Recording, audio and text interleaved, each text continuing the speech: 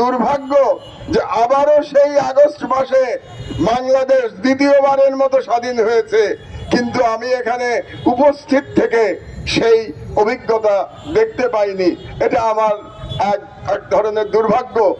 তবে সৌভাগ্য যে 1975 সালের এই ফ্যাসিবাদের পিতার পতন আমি দেখতে পেয়েছিলাম এবং আমি সেই ইতিহাসের সাক্ষী ছিলাম। আমার বক্তব্য আমি দীর্ঘায়িত করব না। আমাদের একটা বিরাট সুযোগ এসছে ভারতীয় আধিপত্যবাদের বিরুদ্ধে জয়লাভ করবার জন্য।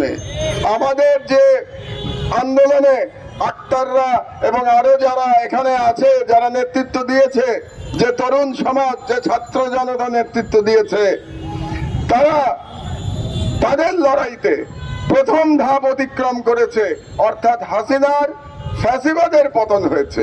কিন্তু দ্বিতীয় ধাপ দিল্লির হেজেমনির বিরুদ্ধে যে লড়াই, সেটা এখনো অব্যাহত আছে।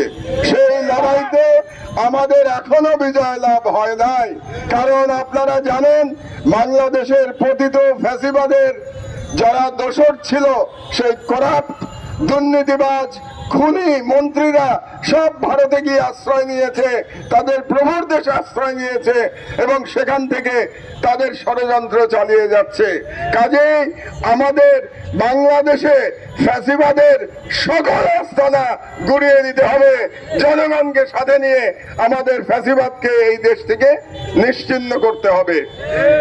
আমার বয়স হয়েছে, আমার 71 বছর বয়স হয়েছে, কিন্তু আপনাদের সাথে আজকে তরুণদের সাথে আমি দাঁড়িয়ে বলতে চাই যে আমাদের প্রতি আপনারা, আমার প্রতি আপনারা যে ভালোবাসা দেখিয়েছেন, সেই ভালোবাসার ঋণ হিসেবে আমি বলতে পারি যে বাকি জীবন যেন এই তরুণদের পাশে থেকে আমি ভারতীয় ফ্যাসিবাদের বিরুদ্ধে আমার লড়াই চালিয়ে যেতে পারি, যে লড়াই আমি গত 18 বছর ধরে আমার সাধ্যমতো আমি চালিয়ে যাচ্ছি। তো কাজেই